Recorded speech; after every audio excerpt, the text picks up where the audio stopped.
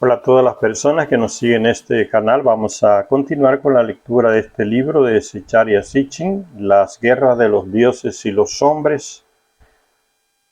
En la última parte que veíamos, Zecharia Sitchin nos va situando en el contexto histórico en el cual se movió ese personaje bíblico, Abraham. Y la última vez leíamos un texto que está en el libro del Éxodo, ¿no? Donde ese tal Yahvé le dice a Abraham que se vaya a otro lugar. Dice el texto del libro del Éxodo: y Yahvé le dijo a Abraham: vete de tu país y de tu lugar de nacimiento y de la casa de tu padre a la tierra que yo te mostraré. Y Abraham partió tal como le había dicho Yahvé. Y Lot se fue con él, que era su sobrino, hijo de su primer hermano que murió temprano. Entonces él se fue con su tío Abraham. Y Abraham tenía 75 años cuando dejó Harán. Ya le dije que Harán ahí hoy está en el sur de lo que hoy es Turquía, casi cerca de la frontera entre Turquía y Siria. Entonces nos sigue, ahí termina el texto bíblico y sigue diciendo Zecharia Sitchin: tampoco aquí se nos da razón alguna para tan crucial mudanza, pero la pista cronológica es de lo más reveladora. Abraham tenía 75 años de edad en el 2048 a.C., el mismo año de la caída del rey Shulgi en Ur. Debido a que la familia de Abraham, como dice en el Génesis 11, libro del Génesis capítulo 11, era la continuadora directa del linaje de Sem, ese hijo de Noé, se ha considerado a Abraham como semita, aquel cuyo origen, herencia cultural y lengua son semitas, a diferencia, en la mentalidad de los expertos, a diferencia de los sumerios no semitas y de los posteriores indoeuropeos. Pero, dice Zecharia Sitchin, pero, en un sentido bíblico original, todos los pueblos de Mesopotamia eran descendientes de Sem, tan semitas como sumerios. No existe nada en la Biblia que sugiera, como algunos expertos han empezado a sostener, que Abraham y su familia fueran amoritas, otra raza que vivía por ahí cerca de Harán. Es decir, semitas occidentales, que llegaron como inmigrantes a Sumeria para volver después a su lugar de origen. No hay nada que indique eso. Por el contrario, todo indica que se trataba de una familia enraizada en Sumer desde sus comienzos, una familia que súbitamente tuvo que desarraigarse de su país para mudarse a una tierra extraña. Las correspondencias entre los dos acontecimientos bíblicos y las fechas de dos importantes acontecimientos sumerios y de otros más por venir nos indican una conexión directa entre todos ellos, entre todos estos acontecimientos. Abraham no aparece como el hijo de unos inmigrantes extranjeros, sino como el vástago de una familia directamente implicada en los asuntos de estados sumerios, o sea, una gente de la clase alta, formada, con buena educación. Los expertos en su búsqueda de respuestas a la pregunta de quién fue Abraham se han aferrado a la similitud entre su designación como hebreo, Ibri, y el término Apiru, como en Oriente Próximo se pudo transformar en Abiru, que en Oriente Próximo el término Apiru se pudo transformar en Abiru, que es como los asirios y los babilonios de los siglos XVIII y 17 a.C. llamaban a las bandas de saqueadores semitas occidentales. Le decían los Ibri, los Abiru.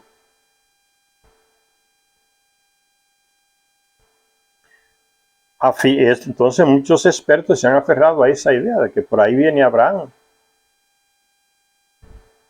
A finales del siglo XV a.C., el jefe de una guarnición egipcia en Jerusalén pidió refuerzos a su rey para defenderse de los Apiru. Parece que en esa época entonces, a finales del siglo XV a.C., los egipcios tenían ocupado Canaán.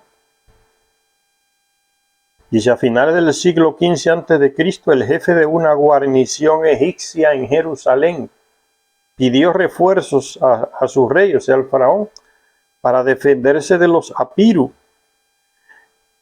Dice que eran bandas de saqueadores, ¿no? Y los expertos se han aferrado a todo esto como evidencias de la hipótesis de que Abraham era un semita occidental. Sin embargo, muchos expertos dudan y piensan que este término, Ibri o Abiru, no denota un grupo étnico en absoluto, preguntándose si esta palabra no sería un sustantivo descriptivo que significara simplemente merodeadores o invasores. La idea de que Ibri, evidentemente del verbo cruzar, se echaría así si sabe la gramática del hebreo antiguo, sabe la gramática del sumerio, escribe, lee y conoce la escrita cuneiforme, entonces tiene autoridad para hablar estas cosas. La idea de que Ibri, evidentemente del verbo cruzar, y Apiru tengan algo que ver, extraña problemas filológicos y etimológicos sustanciales.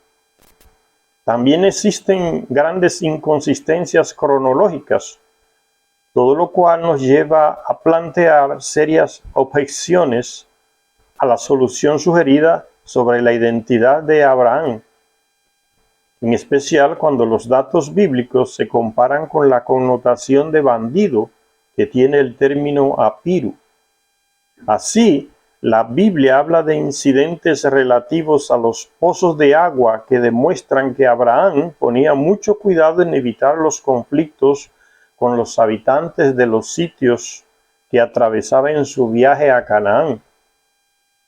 Y cuando Abraham se ve involucrado en la guerra de los reyes, se niega a recibir su parte del botín. Esta no es la conducta de un bárbaro merodeador o de un jefe de salteadores, sino la de una persona de elevadas normas de comportamiento social, ético, tiene ética, tiene moral. Al llegar a Egipto, Abraham y Sara son llevados a la corte del faraón. ¿Por qué? Si hubiesen sido simples bandidos o asaltadores de caminos, no se le lleva al faraón. Llegan a Egipto como cualquier otro que llegaba. Pero tenían una cierta importancia social que se les reconocía, de categoría social, y por eso son llevados a la autoridad máxima cuando llegan a Egipto. Dice, al llegar a Egipto, Abraham y Sara, su media hermana y esposa, son llevados a la corte del faraón. En Canaán, Abraham acuerda tratados con los gobernantes locales. No es esta la imagen de un nómada que saquea las poblaciones de otros. Es la imagen de un personaje de elevada reputación, hábil en la negociación y en la diplomacia. A partir de estas consideraciones, un escritor alemán llamado Alfred Jeremías, por entonces un importante asiriólogo y profesor de historia de la religión en la Universidad de Leipzig, en Alemania, anunció en la edición de 1930 de su obra, en una de sus obras maestras, que en su constitución intelectual, Abraham era sumerio. Jeremías amplió esta conclusión en un artículo de 1932. Dice, Abraham no era un semita babilónico, sino un sumerio. Nació en Sumeria, en Nippur, la ciudad de Enlil, ahí en el centro de Sumeria, centro de Mesopotamia. Y sugirió que Abraham encabezó a los fieles cuya reforma buscaba elevar a la sociedad sumeria a niveles religiosos más altos. Esa es la teoría de ese Alfred Jeremías alemán. Y sigue diciendo Zecharia Sitchin, estas ideas resultaban audaces en una Alemania que estaba presenciando el auge del nazismo de Hitler, con sus radicales teorías. Poco después de la subida al poder de Hitler, las heréticas sugerencias de Jeremías, se le consideró como herejía, eso no puede ser cierto. Las heréticas sugerencias de Jeremías fueron fuertemente criticadas por otro autor llamado Nicolás Schneider. En una réplica titulada, replicándole a Jeremías, que escribió ese artículo llamado ¿Era Abraham sumerio? En ella decía este escritor Schneider que Abraham ni era sumerio ni era hombre de ascendencia pura. Entre comillas decía, desde la época del reinado del rey Acadio Sargón en Ur, la patria de Abraham no hubo nunca una población puramente sumeria, ni una cultura sumeria homogénea, dice ese escritor, rechazando lo que dijo Jeremías. Los posteriores trastornos y la Segunda Guerra Mundial cortaron cualquier debate sobre el tema. Llegó la Segunda Guerra Mundial, Hitler invadiendo todos esos países de Europa, y esos temas de discusión intelectual ahí en Alemania y en otros países se apagaron.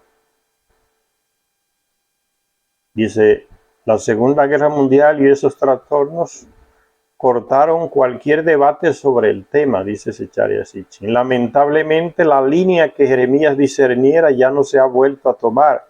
Sin embargo, todas las evidencias bíblicas y mesopotámicas nos dicen que Abraham fue, sin duda, sumerio.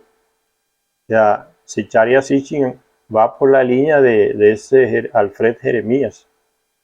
El Antiguo Testamento nos proporciona, de hecho, en el libro del Génesis, capítulo 17, verso 1 y hasta el 16, nos proporciona ese texto el modo y el momento en que Abraham se transformó de noble sumerio en un potentado semita occidental, tras la alianza establecida con su Dios. En un ritual de circuncisión, su nombre sumerio, Abraham, que significa amado del Padre, Abraham, se cambió por el nombre acadio semita de Abraham, que significa padre de una multitud de naciones, y el de su esposa Sarai, que significa princesa, se adaptó al semita Saraj.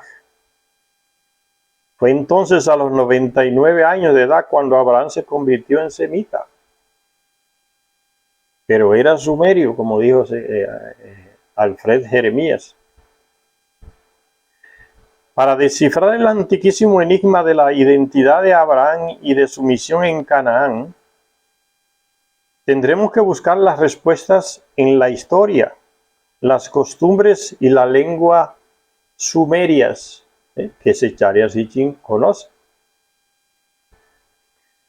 Y se pregunta, ¿no resulta ingenuo pensar que para su misión en Canaán, para el nacimiento de una nación y para el gobierno de todas las tierras, desde la frontera de Egipto hasta la frontera de Mesopotamia, el Señor eligiera a alguien al azar, designara a cualquiera que circulara por las calles de Ur? ¿No resulta ingenuo pensar esto?, se pregunta Zecharia Sitchin. La joven con la que se casó Abraham llevaba el nombre epíteto de princesa, Sarai. Dado que era hermanastra de Abraham, lo dice el mismo Abraham, en verdad es mi hermana, la hija de mi padre, pero no la hija de mi madre. Podemos dar por seguro que o bien el padre de Abraham o bien la madre de Sara eran de ascendencia real. Del hecho de que la hija de Harán, el hermano mayor de Abraham que murió temprano, Llevaba también un nombre real, la esposa de este hermano de Abraham, llamado Harán. La esposa de ese también llevaba un nombre real, llamada Milca, que significa regia. Se deduce que los antepasados reales provenían del padre de Abraham. Así pues, la familia de Abraham debía pertenecer a uno de los más altos escalones de las familias de Sumer. Gente de noble proceder y elegante porte, como se puede observar en las distintas estatuas sumerias, donde aparecen mujeres con tocados en el cabello, ¿no? La manera de peinarse el cabello, la ropa que usaban, como gente distinguida, no vestida de harapo, como asaltantes y cosas de camino. Dice, no solo era una familia que podía reivindicar ser descendiente de Sem, sino que también dispondrían de registros familiares que remontarían su linaje a través de generaciones de primogénitos. Arpachshad, Shelach, Yeber, Peleg, Reú y Serug, Nahor, Terach y Abraham. Los registros históricos de la familia se remontaban en el tiempo nada menos que a 3 siglos. Estaban registrados. Entonces eran las familias nobles las que podían registrar sus antepasados. Como hasta el día de hoy se hace entre esas familias nobles que se creen de sangre azul, ¿no? Los registros familiares son llevados estrictamente y guardados y almacenados. Y hay mucha gente que tiene ese complejo, ¿no? De que mis antepasados era tal fulano, como que eso le da un brillo diferente hoy a lo de los otros, ¿no? Ya yo vi muchas personas hablando, mira, mi antepasado vino aquí con los españoles, llegaron en la colonia. Y yo pensando, ¿no será uno de esos ladrones analfabetos y asaltantes que llegaron aquí a hacer fortuna en estos países porque vivían en la miseria ya en España? Pero hay mucha gente que siente ese orgullo, ¿no? Se orgulla de esas cosas. Se pregunta Secharia Sitchin, ¿qué significan los nombres epíteto Sishelach, que significa espada? ¿Qué significan los nombres epíteto? Sishelach, que significa espada, nació, como dice el capítulo 11 del Génesis, 258 años antes que Abraham. Tuvo que nacer en 2381 a.C. Es decir, la época de los conflictos que llevaron a Sargón al trono en la nueva capital Agadé, la nueva capital del imperio que fundó ahí Sargón, ayudado por Inanna. Fue el primer imperio de la humanidad, ¿no? Ese sistema de gobierno imperial que abarcaba varios reinos conquistados a la fuerza, ¿no? Espadas, sangre y flechas y cosas, ayudados por Inanna.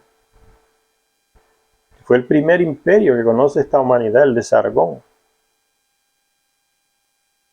Y fundó esa nueva ciudad, ahí en Mesopotamia, Agadé, significaba unida o unidad, que yo le decía que es el mismo nombre que el primer rey de Nibiru, cuando fue elegido por las diferentes tribus que se unieron.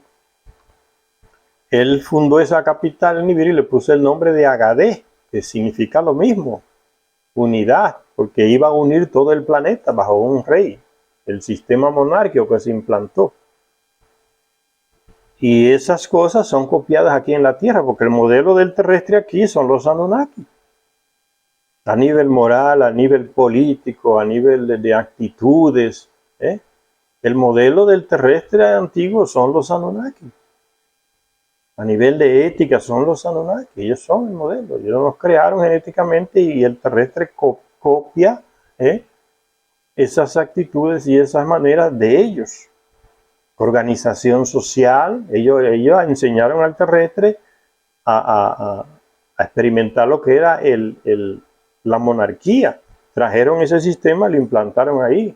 Y hay registro, se dice, dónde fue que se implantó por primera vez, en la ciudad de Kis, ahí en Mesopotamia. Ahí comenzó el reinado, que bajó del cielo, dice el texto antiguo. Bajó del cielo, se lo trajeron ellos de Nibiru.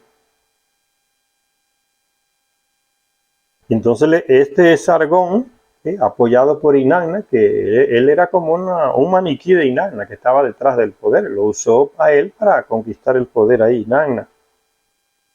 Y lo usó también como su amante, como ella hacía con esa gente. Y la gente que ella elegía eran gente de la clase alta, que ellos mismos formaban los Anunnaki entre los sumos sacerdotes que vivían en la residencia del Anunnaki o templo. Ese grupo de gente que vivían ahí se alimentaban de las enseñanzas de los Anunnaki, de la sabiduría, de conocimiento que el pueblo común no tenía. Entonces Sargón I fue el que fundó esa ciudad, nueva capital de Sumeria, que era Agade. Que significa igual que en Nibiru, unida. Dice, es decir, la época de los conflictos que llevaron a Sargón al trono en la nueva capital, Agade. Está hablando de Sargón I, que hubo otro Sargón II. Para simbolizar la unificación de las tierras y una nueva era. La era de Inanna comenzó cuando apoyó con sus armas, con sus conocimientos, era una guerrera esa mujer, y apoyó a Sargón II, lo levantó en el trono, después que lo hizo su amante, lo levantó en el trono y lo ayudó a conquistar varios reinados de esa región, llegó hasta por ahí, por Canaán. Primer imperio, ahí fundó el imperio de Agad, que se transformó en semita en Akkad, el imperio acadiano, y fundó esa nueva capital, Agade, para simbolizar la unificación de las tierras y una nueva era. Unificó esas tierras a sangre y fuego, como se dice hoy. No fue con la diplomacia, era invasión y aquí, invasión y allá, apoyados por Inanna. Y ese hecho de fundar esa nueva forma de gobierno de un centro, porque lo que existían eran diferentes reyes que tenían sus ciudades, estados. Entonces Inanna apoya a Sargón primero para inaugurar otro tipo de gobierno, que es la unidad de varios reinados bajo un solo gobierno. Ahí se fundó lo que se llamó el imperio. Y fue la primera vez. Entonces eso fue como la nueva era que se inauguró. Y se le llamó la era de Inanna, porque fue ella que empujó a Sargón a hacer eso. Y lo apoyó hasta el final, hasta que otros Anunnaki la echaron de ahí. Pero era Inanna por detrás buscando el poder de todo aquí en el planeta. El poder que tenía en Lil, todo el poder lo quería para ella. Agade, que significa unida, para simbolizar la unificación de las tierras y una nueva era, la era de Inanna. 64 años después, la familia llamó a su primogénito Peleg, que significa división. Está hablando de los antepasados de Abraham, que significa división, Peleg, pues en sus días la tierra se dividió. Cuando se habla de la tierra, señores, recuérdense que está hablando en el contexto de esa región de Mesopotamia nada más. Que los otros países tenían mucha gente, América aquí vivían, tenían Anunnakis aquí también, que tenían grandes civilizaciones aquí en América y Mesoamérica. Pero estas tablillas son encontradas en Sumeria y lógicamente hablarán de Sumeria, de esa región. La que se encuentren aquí en América, como se han encontrado algunas, con la misma letra cuneiforme de los sumerios, porque son los mismos Anunnaki que vienen aquí y van a Asia y van a la India y los países de Asia, ¿no? Tendrán esa historia que nadie todavía la ha podido escribir, como hace Secharia Sitchin con esta historia sumeria y mesopotámica, por las tablillas que se han encontrado. Dice, después la familia llamó a su primogénito Peleg, Es el significado de los epítetos de antepasados de Abraham. Primero está Shelah, que significa espada. Después viene Peleg, que significa división, por la razón de que en sus días la tierra se dividió, los días que vivió este Peleg. De hecho, fue la época en la que Sumer y Akkad se separaron tras la intentona de Sargón I de llevarse suelos sagrados de Babilonia con su posterior muerte. Babilonia era una ciudad de Marduk y Nanna quería el poder y entonces tenía que conquistar esa ciudad y no pudo. Que Marduk regresó y defendió su ciudad. Y entonces Sargón, que había conquistado otras ciudades, estados por ahí, como una señal, un símbolo de que Agat era la nueva capital del imperio, que Babilonia ya no era nada, no merecía que estuviera el reinado apoyado por todos los Anunnaki, fue o envió, no se dice, a Babilonia y trajo mucha tierra de la ciudad de Babilonia y la llevó a Agat o Akkad. Y encima de esa tierra construyó un gran templo o una gran residencia para Inanna, como diciéndole a Marduk, mira, ahora el poder que tú tenías en Babilonia está aquí. Encima de esta tierra está la casa de Inanna, y yo le construí. Entonces eso ofendió a Marduk. Y también tuvo que ver con la posterior muerte de Sargón. Y continúa Zecharia Sitchin, pero más interesante resulta el significado del nombre de Eber, otro que está entre las ascendentes familiares de Abraham, Eber. Resulta más interesante el significado del nombre de Eber. Dicen los expertos hoy bíblicos, estudiosos del hebreo antiguo, que de ahí viene el nombre de hebreos. Eber, de ese ascendiente de Abraham, Eber.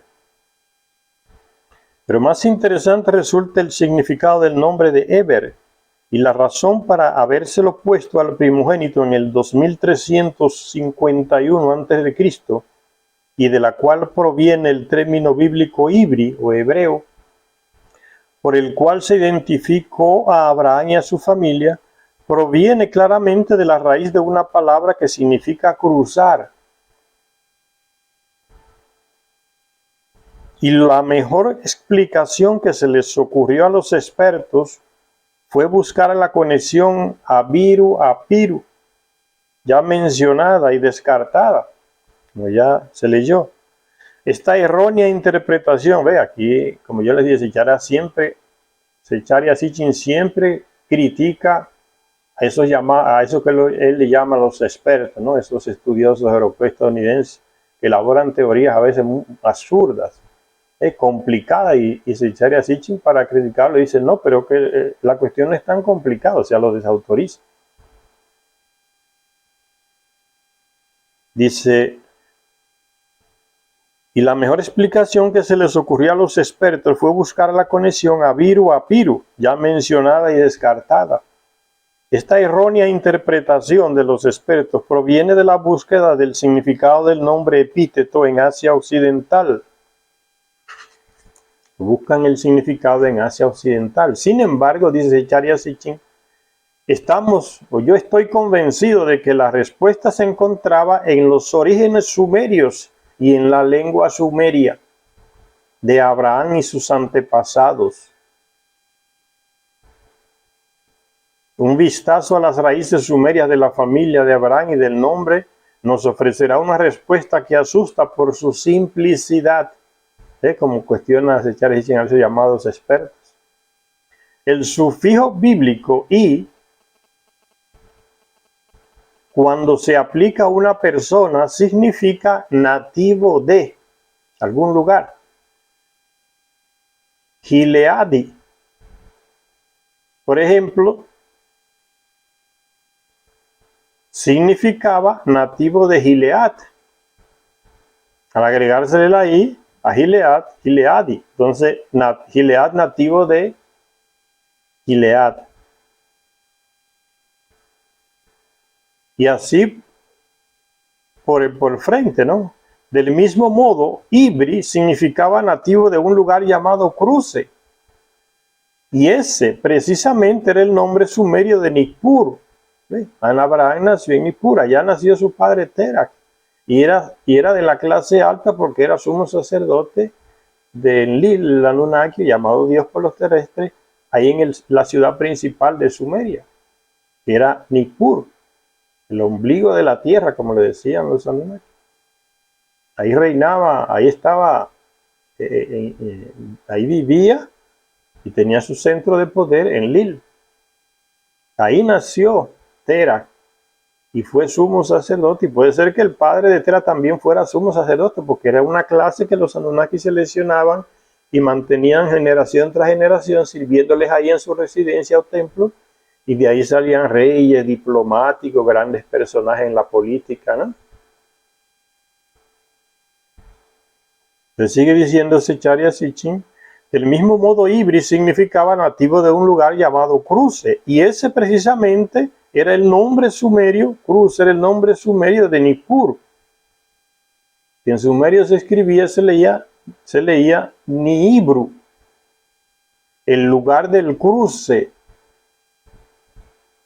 el lugar donde la rejilla antediluviana se cruzaba, el ombligo de la tierra original, porque era el centro del poder de Enlil, por eso decía el ombligo de la tierra, ¿no?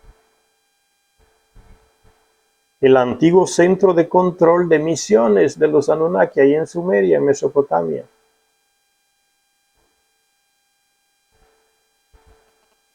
La caída de la N, al pasar del sumerio al acadio hebreo, era algo frecuente. Al decir que Abraham era un Ivri, la Biblia simplemente quiere decir que Abraham era un Ni-Ivri, un hombre de origen nipuriano, en la ciudad de Nippur. Y entonces lo ven como los expertos que Zecharia Sitchin cuestiona, comienzan a inventar teorías y dicen, no, que Ivri era bandido, asaltante de camino, que se confunde con Apiru. Un monte de teoría media alocada, ¿no? Que Zecharia Sitchin cuestiona. Bien que Zecharia Sitchin es el único que hace estas cosas. Otros historiadores y que saben leer las tablillas no hacen este tipo de interpretación, lectura como la hace Zecharia Sitchin.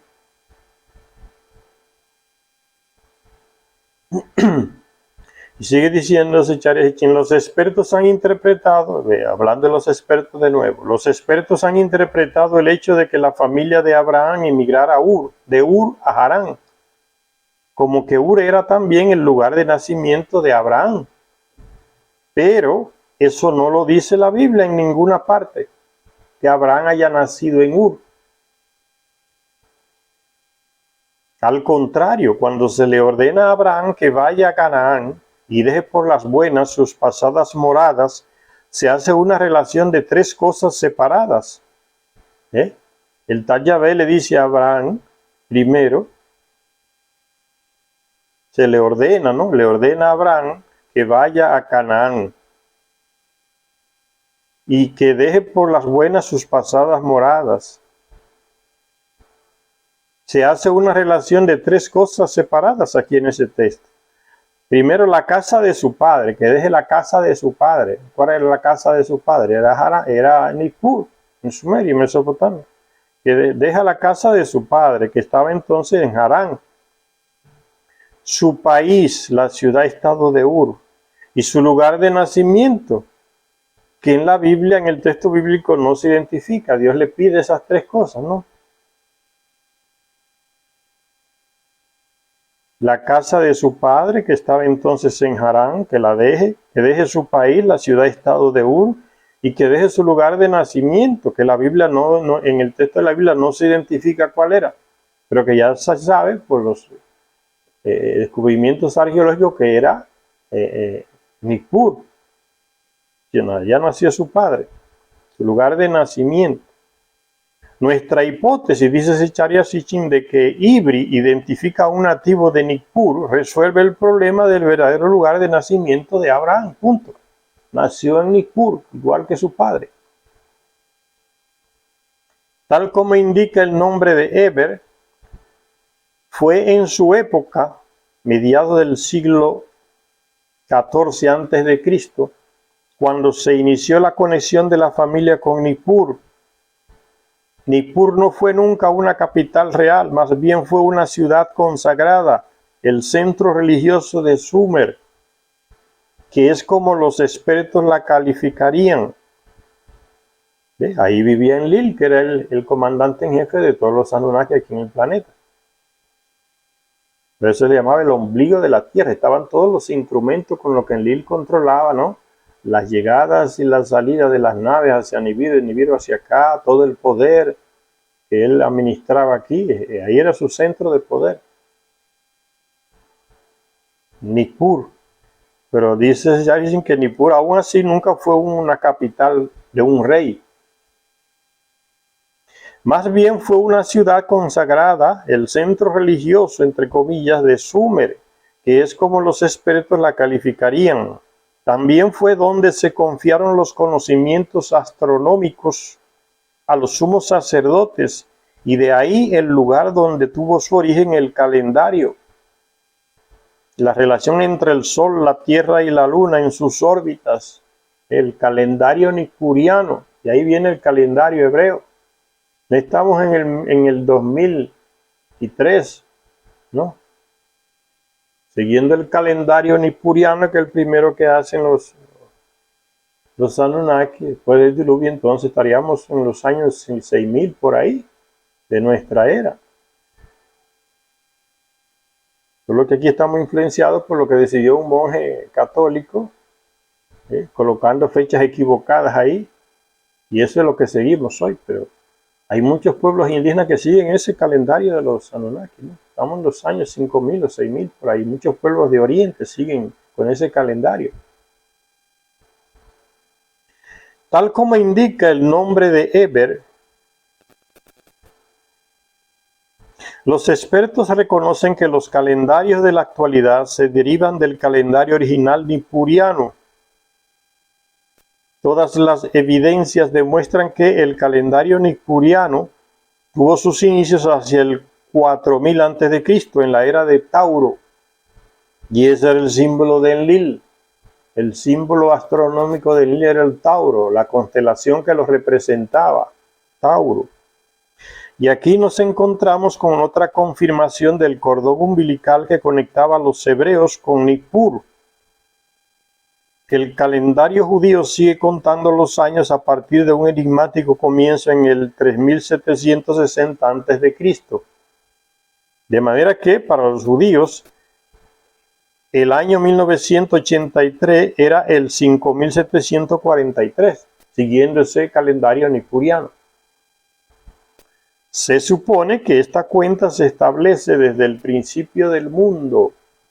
¿Qué significa el principio del mundo? Cuando inicia aquel mundo de los sumerios, cuando los Anunnaki le dan la civilización al terrestre, que le enseña a contar los años, los meses, las semanas, los días, las horas. Por eso dice del principio del mundo. No se está refiriendo al principio, al inicio del planeta cuando se formó, no es nada de eso. Pero lo que realmente querían decir con ello los sabios judíos es que este es el número de años que han pasado desde que comenzó la cuenta de los años. Lo que le acabé de decir, a contarse los años. Los Anunnakis le enseñan al terrestre a ir contando los años. Eso supone que conocimiento de astronomía, conocimiento de matemática, todo eso se lo transmiten los Anunnaki a los terrestres ahí en Sumeria.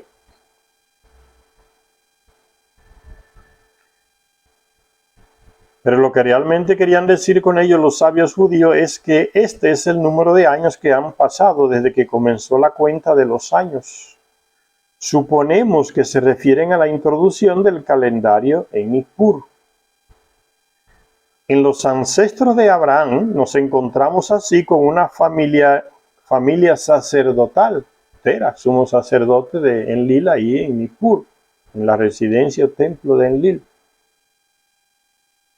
En los ancestros de Abraham nos encontramos así con una familia sacerdotal de sangre real, una familia encabezada por un sumo sacerdote nippuriano, que era el único al que se le permitía entrar en la cámara más profunda del templo, residencia de Enlil, para recibir allí las órdenes de la deidad, o sea, de Enlil, tenían por Dios, y transmitírselas al rey y al pueblo. ¿Ven? Los Anunnaki, yo les decía en un vídeo que llegaron a ese punto en que decidieron no presentarse al pueblo común y corriente, sino diciéndole, enseñándole, sino elegían un grupo de personas para que ese grupo de personas, directamente enseñado por los Anunnaki, les transmitieran esos conocimientos al rey que era electo y al pueblo. Entonces ellos inventaron esa cuestión de los intermediarios, los Anunnaki lo inventaron, ¿no? Para quedarse un poco atrás. Y no dan la cara directamente hacia el pueblo en sus enseñanzas, en sus tecnologías que tenían. Para recibir allí las órdenes de la deidad y transmitírselas al rey y al pueblo. Eso eran los sumos sacerdotes, personas escogidas para ese trabajo, que vivían en la residencia del Anunnaki o Dios, el templo. Y fíjense, todavía hasta la Edad Media se llegaba a muchos países de Europa en que las ciencias, los conocimientos los controlaban los sacerdotes en los conventos, y ahí aprovecharon para manipular muchos libros y textos, reescribirlos, y para que las generaciones futuras creyeran lo que ellos escribían y manipulaban. Eso es importantísimo, señor, ese punto, porque se trata de un trabajo cultural que esta clase de gente hizo, muy eficiente. Con eso se domina pueblos, dominando la cultura de los pueblos, manipulándosela o formateándosela en términos actuales de computación, se domina a los pueblos más fácil, se les somete. Por eso es que los reyes de Portugal, de España, de Holanda, tomaban a los sacerdotes y otros países que colonizaron África, Bélgica, Alemania, mandaban por el frente a los sacerdotes, a los misioneros, hombres y mujeres, a que fueran a predicar el cristianismo a los pueblos que iban a conquistar después los militares. Llevaban esto en nombre de Dios, de Cristo, y los amansaban. Y comenzaban a hacer un trabajo de formatación cultural muy fuerte, ¿no? Metiéndole ideas en la cabeza desde pequeño a nuevas generaciones de niños de esos países, de África o América o en Asia, y le iban formateando la cultura, y así lo dominaban más fácil. Hasta el día de hoy sigue así. Tenemos muchos conocimientos hasta el día de hoy que se estudian en universidades como materias obligatorias de muchas carreras profesionales, que simplemente vienen de esa cultura de manipulación, de esa formatación cultural. Y eso se sigue extendiendo. La visión que se tiene en muchos profesionales en nuestro país es la visión europea, centroeuropea, ¿no? Ellos son los civilizadores, ellos son el centro de la civilización, nació de allá, todo viene de allá. Esa es la mentalidad colonialista que existe en muchísima gente que estudiosos hasta el día de hoy. Formatados. Y sigue diciendo Abraham, sigue hablando de Abraham, Zecharia Sitchin, diciendo: a este respecto, el nombre del padre de Abraham, Terach, resulta muy significativo. Los eruditos bíblicos, buscando pistas tan solo en el entorno semita, se limitan mucho los expertos europeos y estadounidenses, critican Zecharia Sitchin porque solo buscan pistas en el entorno semita, descartan otros entornos. Buscando pistas solo en el entorno semita, consideran que los nombres como los de Harán y Nahor son meros topónimos, o sea, nombres que personifican lugares y no nombres de personajes históricos, dicen ellos. Y sostienen que tuvo que haber ciudades con estos nombres en el centro y norte de Mesopotamia. Los asiriólogos, investigando en la terminología acadia, por ser la primera lengua semita, solo pudieron descubrir que Tiru significaba un objeto o vasija para propósitos mágicos. Entonces, como comparándolo con Terach, el nombre del padre de Abraham.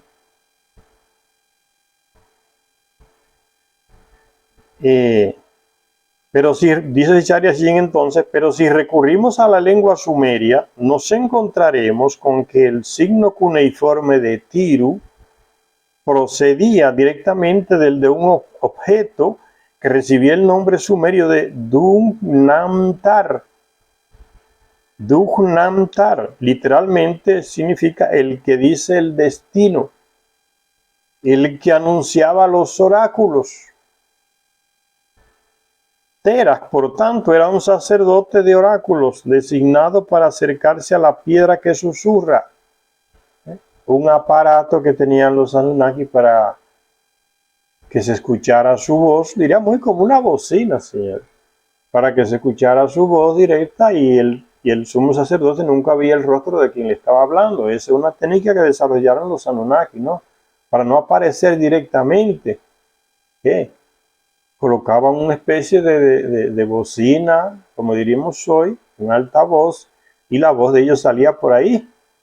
Pero la tecnología de ellos es miles y miles de años más enfrente que nosotros, entonces no era una bocinita como esta de ahora. Ellos podrían estar en un lugar lejos y la voz de ellos se le transmitía al sumo sacerdote en tal lugar. La tecnología avanzada. Por eso a veces uno no la entiende difícil, pero y no era nada de milagro, es pura tecnología. La piedra que habla, pues significa eso, ese lenguaje terrestre que no conoce esa tecnología, le pone ese nombre. La piedra que habla.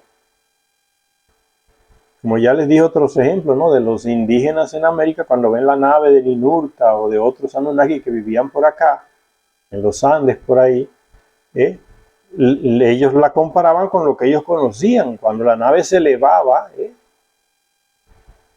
en el aire, iba dejando una estela de humo, que el viento la iba transformando como si fuera una serpiente, y la nave que iba enfrente, dejando esa estela de humo, era la cabeza, y los indígenas la identificaban como una serpiente que volaba.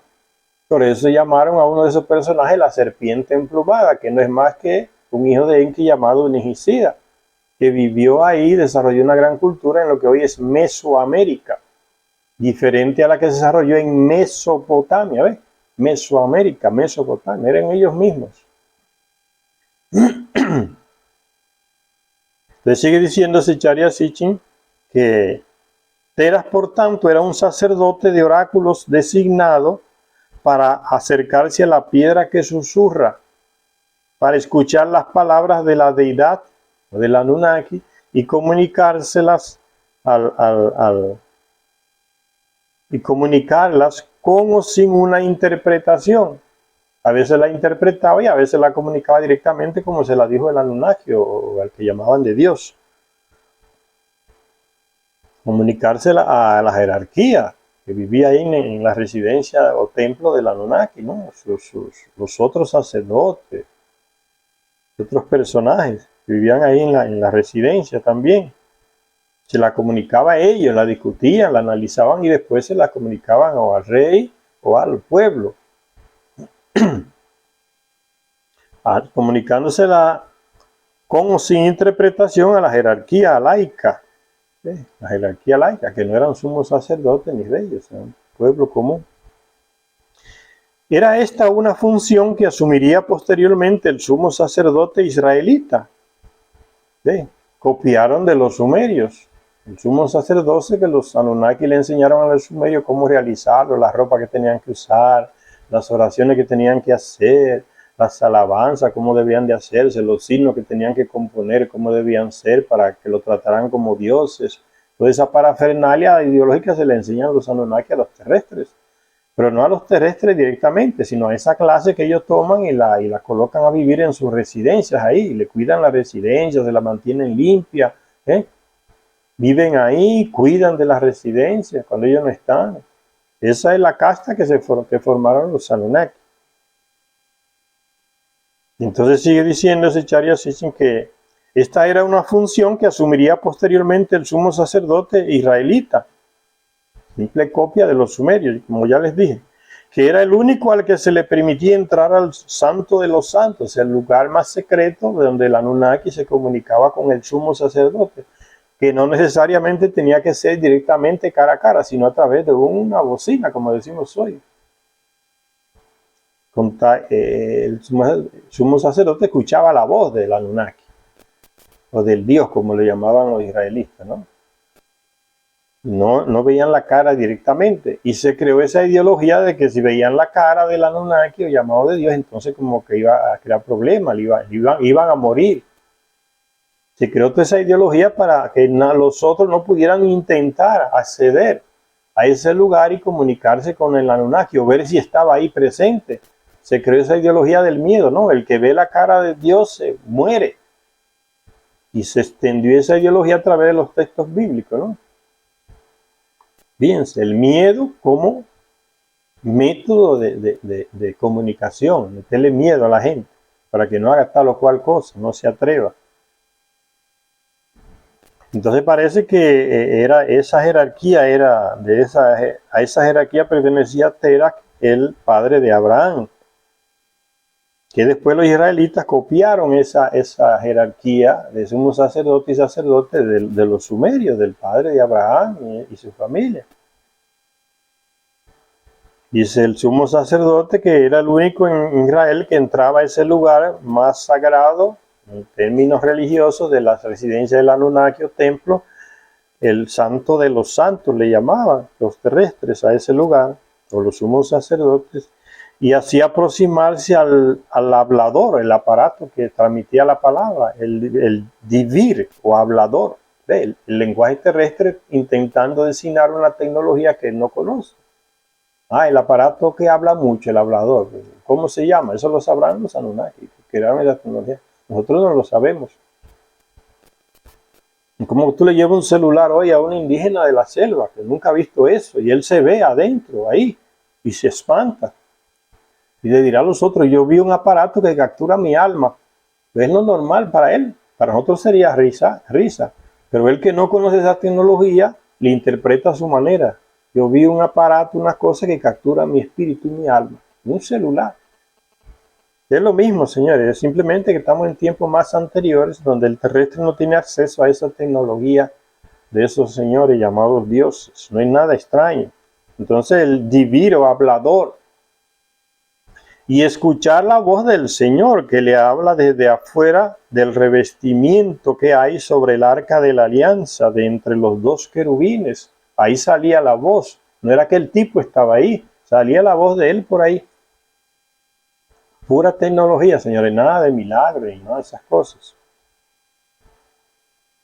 Y escuchar la voz del Señor que le habla desde fuera del revestimiento que hay sobre el arca de la alianza, de entre los dos querubines, ¿no? Esa caja llamada el arca de la alianza que tenían los israelíes, que era a través de la cual se comunicaba Dios con ellos, ese tal Yahvé, que tenía dos querubines, como dos seres alados de encima. A eso se está refiriendo, se echaría Sitchin aquí. Durante el éxodo israelita en el monte Sinaí, el Señor proclamó que su alianza con los descendientes de Abraham significaba que serán para mí un reino de sacerdotes. O sea, gente elegida por el Anunnaki, por Yahvé. Por eso que los judíos que están en Israel creen que ellos son eso. La gente que ese tal Yahvé eligió, privilegiado, entonces pueden hacer lo que le dé la gana. Y el mundo puede oponerse y a ellos no le importa lo que haga el mundo. Se le está derrumbando la cuestión ahora, esa ideología falsa, que se le mete a ellos desde pequeño, no lo digo yo, lo dice un judío. Nos enseñan eso, que somos el pueblo elegido, que somos las víctimas del holocausto, víctimas eternas. Entonces nosotros somos las víctimas, tenemos derecho a defendernos y a arrasar con Gaza entera porque ellos nos han ofendido, invadiendo jamás el territorio de Israel. Mire qué hipócritas que son, ¿no? Se están robando ese territorio del 1940 y tanto y ahora se olvidan y dicen que lo están atacando. Pura ideología mentirosa para justificar una situación injusta. Eso es lo que están haciendo. Ellos se creen que son esos antiguos, elegidos por un tal Dios, Yahvé. El pueblo elegido, y los otros no. Los otros no son elegidos para nada. Simplemente para ellos matarlo y usarlo como esclavos. De pura ideología, señores, opresora. Durante el éxodo israelita en el monte Sinaí, el Señor proclamó que su alianza con los descendientes de Abraham significaba que serán para mí un reino de sacerdotes. Era una afirmación que reflejaba el estatus de los propios ascendientes de Abraham, el sacerdocio real. Pero por inverosímiles que puedan parecer estas conclusiones, están completamente de acuerdo con las prácticas sumerias, según las cuales los reyes nombraban a sus hijas e hijos y a menudo a sí mismos para posiciones de sumo sacerdote, porque era una función privilegiada,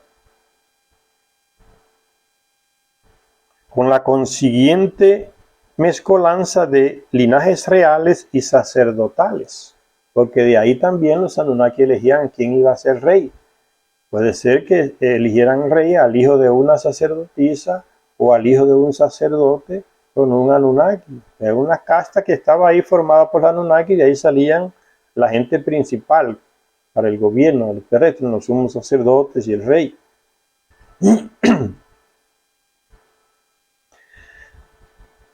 Las inscripciones votivas encontradas en Nippur, como las que encontraron las expediciones arqueológicas de la Universidad de Pensilvania en Estados Unidos, confirman que los reyes de Ur tenían en mucha estima el título de piadoso pastor de Nippur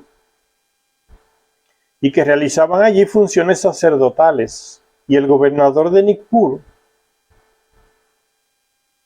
en escrita cuneiforme se decía Patesi Nibru, era también el principal Ur-Enlil, o sea, principal servidor de Enlil. Ven, era una casta que los Anunnaki seleccionaron para que le sirvieran dentro de su propia residencia, o templo, como dicen los terrestres.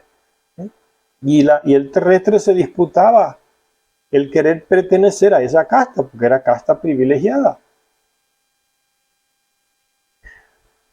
Gente normal como cualquier otra, sin ninguna sangre azul, simplemente privilegiado por el que tiene el poder absoluto, que es el Anunnaki, llamado de Dios, y eran formados, educados, ¿no?, con ciertos privilegios a nivel de tecnología, conocimientos que no tenía el pueblo común. Entonces, esa clase de gente a través de generaciones se mataba, como decimos hoy, para no perder el contacto genético con esa clase, se casaban entre ellos, ¿no? Y ahí viene la cuestión del hermano con la media hermana para que siguiera ese poder entre las familias de esa casta, ¿no? Como diríamos hoy, de esa clase social. Algunos de los nombres eran simples servidores de Enlil, ¿sí? Una casta de servidores.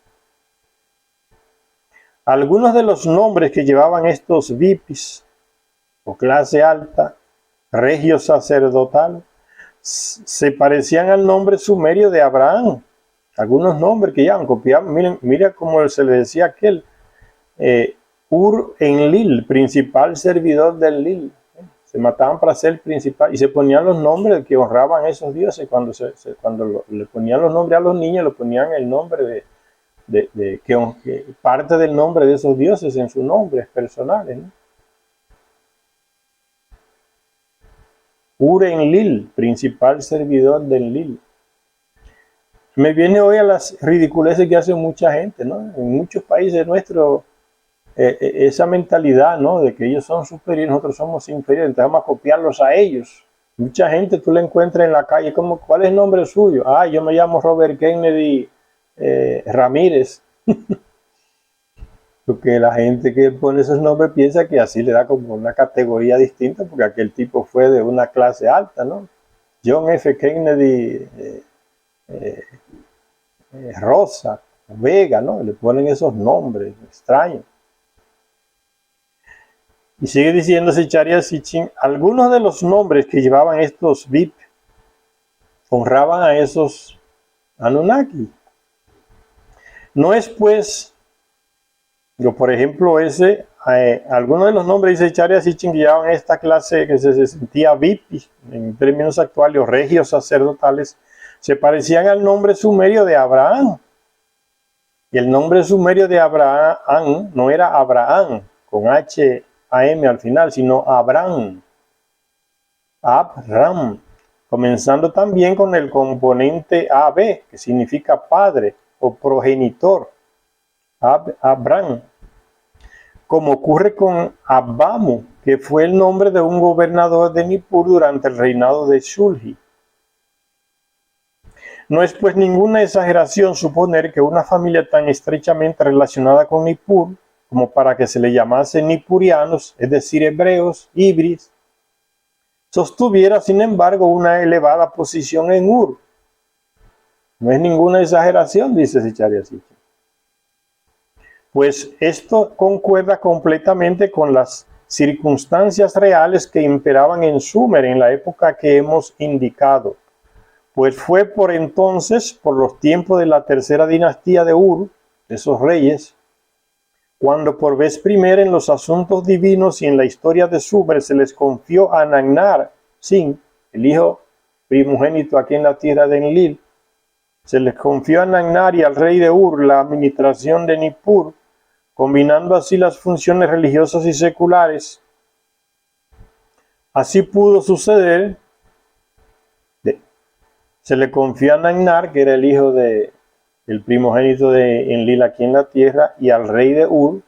Entonces a Nagnar se le tiene como un dios, ¿no? A la Anunnaki Nagnar se le tiene como un dios, como el terrestre les tenía todos ellos en esa categoría de dios. Por eso dice Zecharia Sitchin, al nombrar a Nagnar y al rey de Ur, se unen ahí las funciones religiosas, los que le servían a Nagnar como si fuera un dios, y las seculares, que eran los funcionarios que le servían al rey, el rey mismo, ¿no? Seculares, o sea que no son religiosos.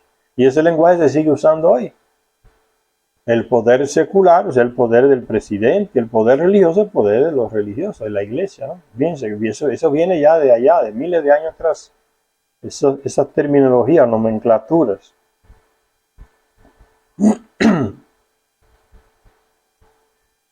Y sigue diciendo Zecharia Sitchin entonces, así pudo suceder que cuando Ur-Nammu subía al trono de Ur, Terak, el padre de Abraham, se trasladara con su familia de Nippur a Ur, quizás para servir de enlace entre el templo de Nippur y el palacio real de Ur, como sumo sacerdote.